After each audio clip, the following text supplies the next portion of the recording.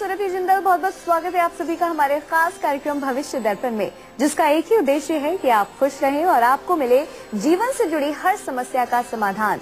हमेशा की तरह हमारे साथ स्टूडियो में मौजूद है विश्व प्रसिद्ध ज्योतिषाचार्य डॉक्टर दीपिका शर्मा जी, जो एक MBBS डॉक्टर है और साथ ही पिछले 17 सालों से एस्ट्रोलॉजी के क्षेत्र में कार्यरत हैं। डॉक्टर दीपिका शर्मा जी, आपका बहुत बहुत स्वागत है।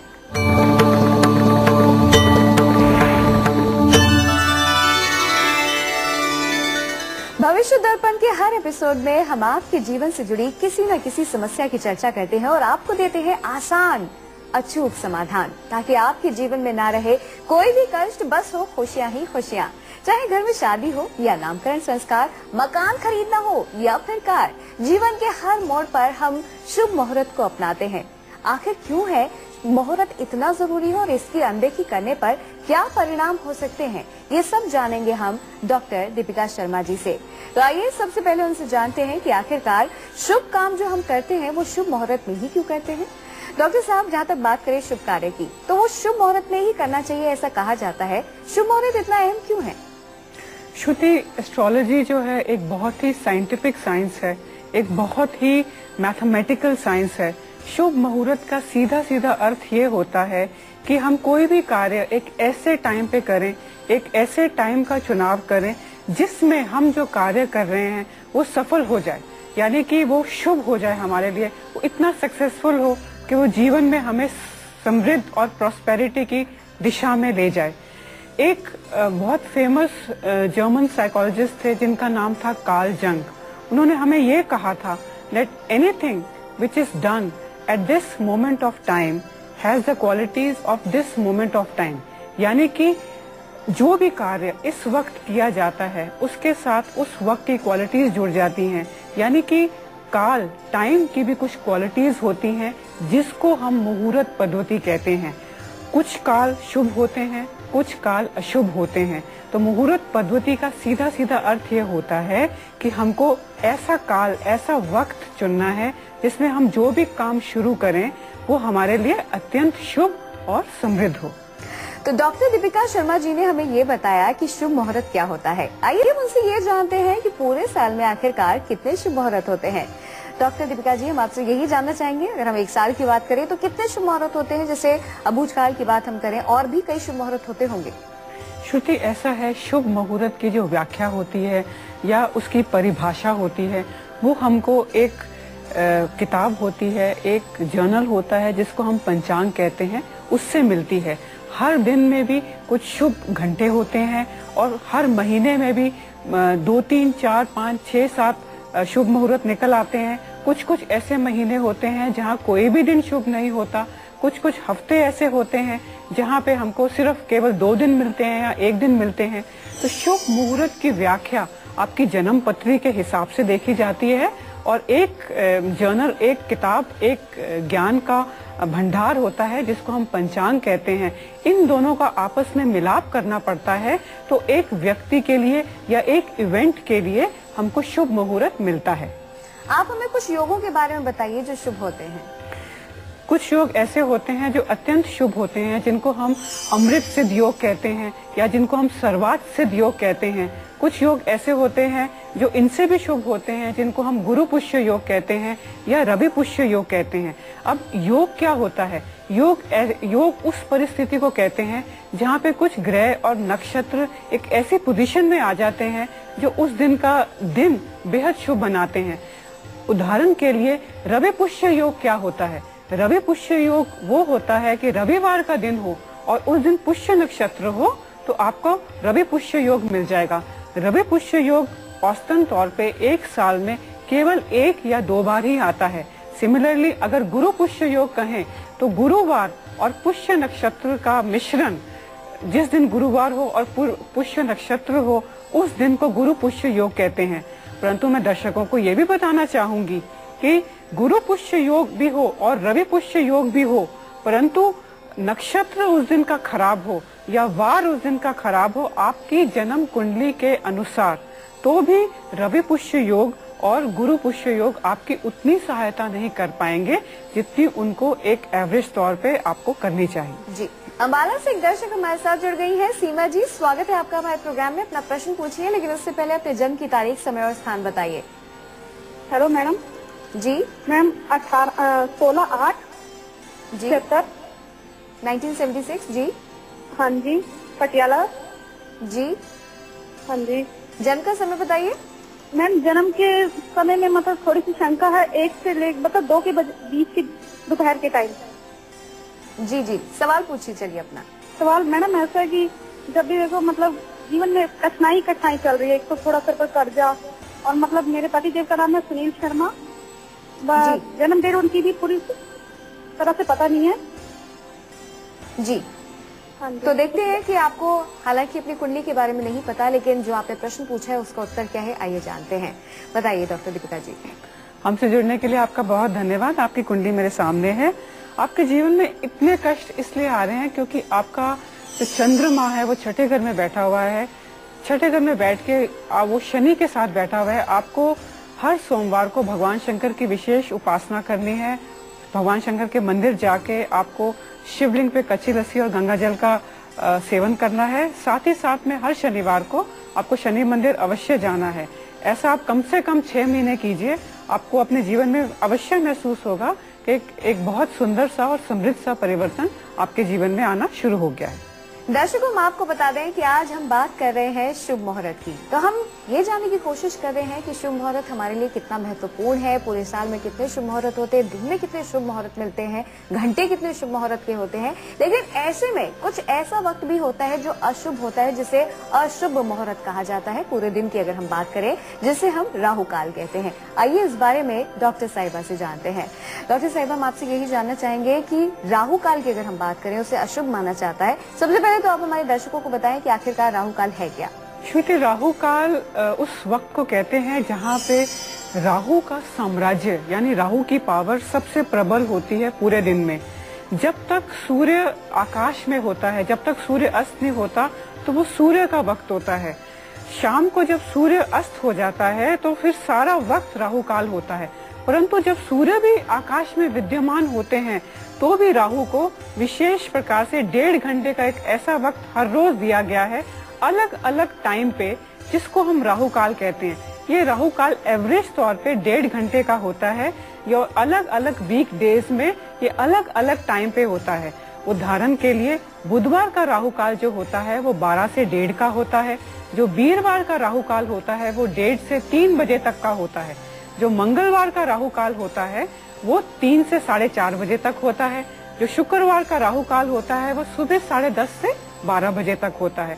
अब ये राहु काल, ये 1.5 घंटे का जो विंडो पीरियड होता है, इस पे अगर हम कोई भी काम अपना शुरू करें तो वो काम कभी भी पूर्ण नहीं होगा।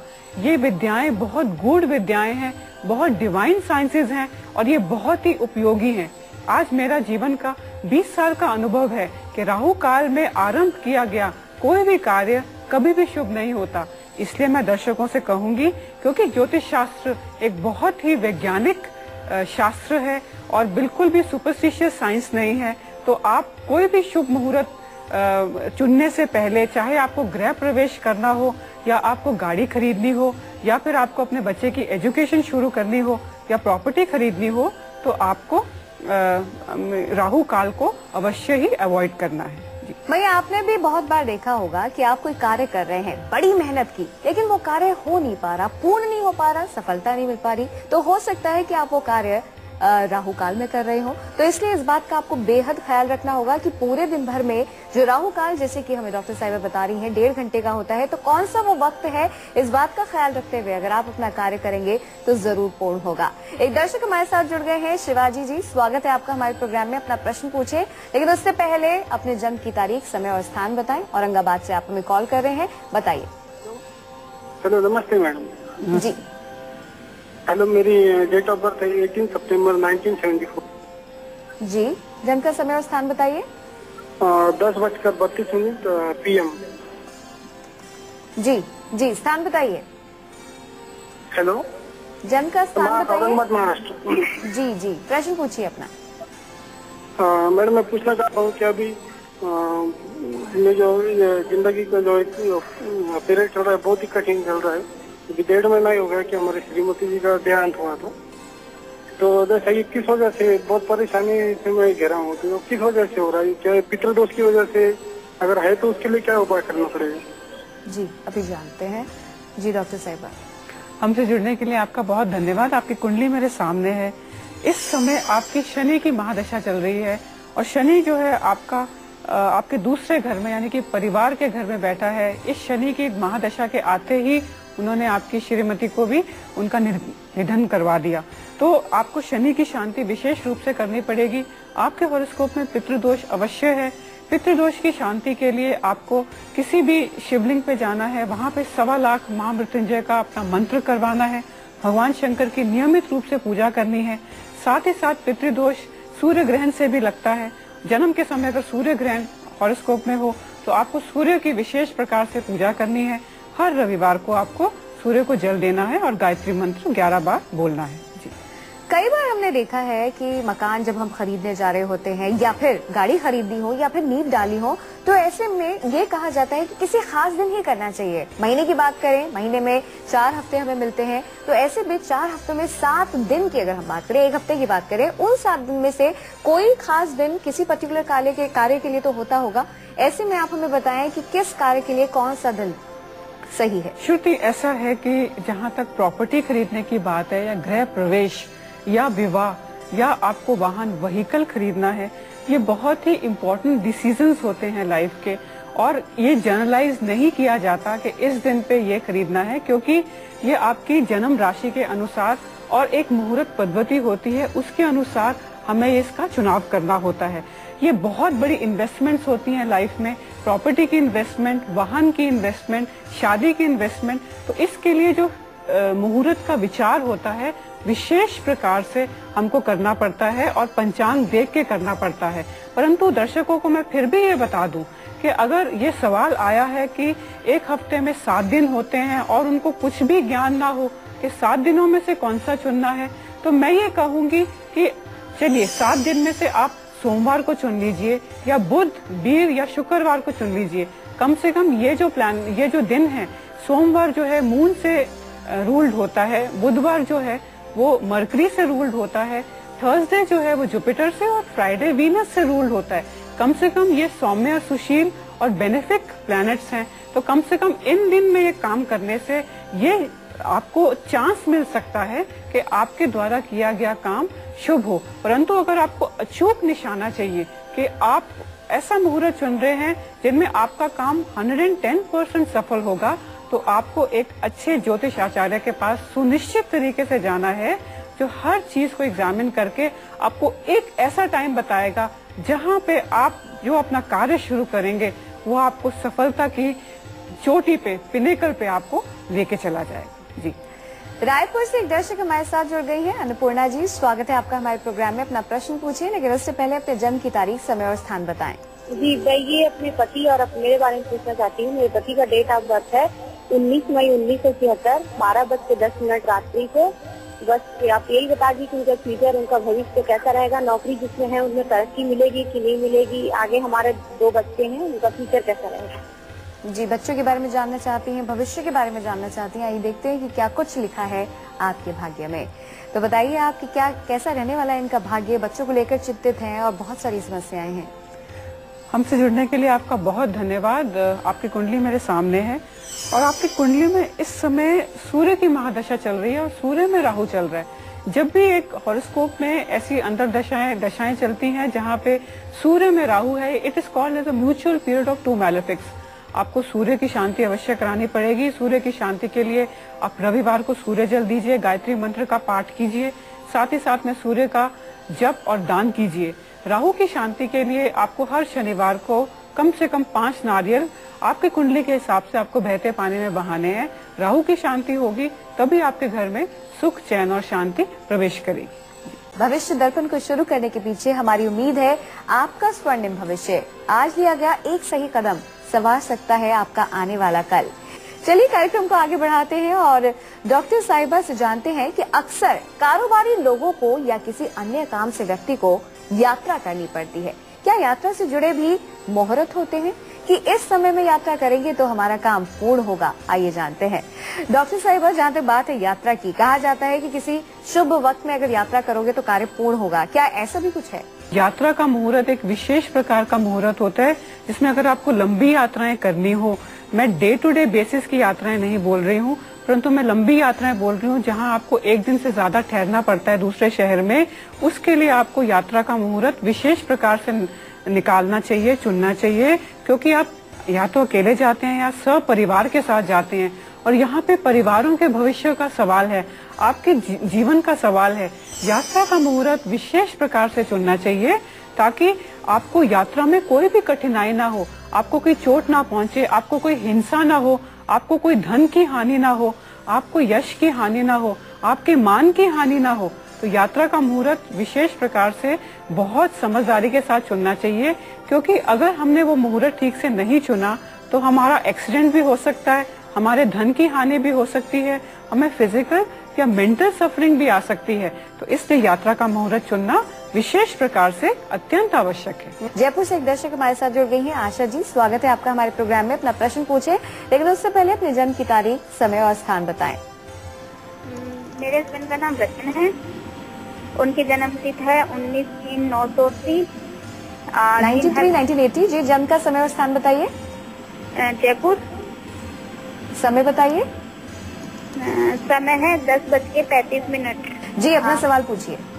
मेरा सवाल है, मेरे हस्बैंड टू व्हीलर का काम करते हैं, उनके अधिकतर परेशान रहते हैं, इतनी मेहनत करने के बाद भी उन्हें मेहनत का फल नहीं मिल पाता है, मतलब जितना परिश्रम करते हैं उतना। आशा जी, हम आपसे यही कहेंगे कि आशा रखिए, सब कुछ अच्छा हो जाएगा, लेकिन फिर भी जानते हैं कि क्या कुछ लिखा है आपके पति की कुंडली में। तो डॉक्टर साहिबा, आशा जी के लिए क्या बताएंगे आप? आशा जी, हमसे जुड़ने के लिए आपका बहुत धन्यवाद। आपके हस्बैंड की कुंडली मेरे सामने है। आपके हस्बैंड की कुंडली में दशम घर जो प्रोफेशन का घर होता है, उसमें 6 ग्रह उसको इन्फ्लुएंस कर रहे हैं, बैठे हुए हैं। उन 6 ग्रहों में से 4 ग्रह जो हैं, राहु, मंगल, शनि और केतु, वो अशुभ ग्रह हैं। तो आपको कम से कम 4 ग्रहों की शांति करवानी पड़ेगी। मंगल की शांति के लिए मंगलवार का व्रत रखें, शनिवार की शांति के लिए शनि के मंदिर में जाएं, राहु की शांति के लिए हर शनिवार को 5 नारियल बहते पानी में बहाएं, और केतु की शांति के लिए आप किसी भी डॉग को जो सड़क पे है उसको आप ब्रेड और दूध हर शनिवार को आप खिलाएं। तो इन 4 ग्रहों की शांति करने से आपके हस्बैंड के बिजनेस में या उनके प्रोफेशनल कैरियर में इम्प्रूवमेंट अवश्य आना शुरू हो जाएगा। डॉक्टर साहिबा, जहाँ तक बात करें दही चीनी की, ऐसा कहा जाता है कुछ मीठा खा के जाओ, अच्छा रहेगा, या फिर दूध नहीं पियो या पियो, कई सारी चीजें होती हैं जब हम किसी कार्य के लिए जा रहे होते हैं जो कि शुभ होता है या अच्छा होता है, तब जनरली कुछ ना कुछ ऐसा किया जाता है। उसका क्या ताल्लुक है शुभ मुहूर्त से? देखिए श्रुति, मैंने पहले ही बताया है कि एस्ट्रोलॉजी कितनी साइंटिफिक साइंस है। अब जब भी घर से निकलते हैं तो हम ये कहते हैं कि ऊपर पहले मीठा दही खाएं, साधारण दही नहीं खाइएगा, मीठा दही खाएं और ऊपर से जल लीजिए। इसका तात्पर्य, इसका साइंटिफिक मीनिंग ये होता है कि दही जो होता है वो चंद्रमा का प्रतीक है, और जो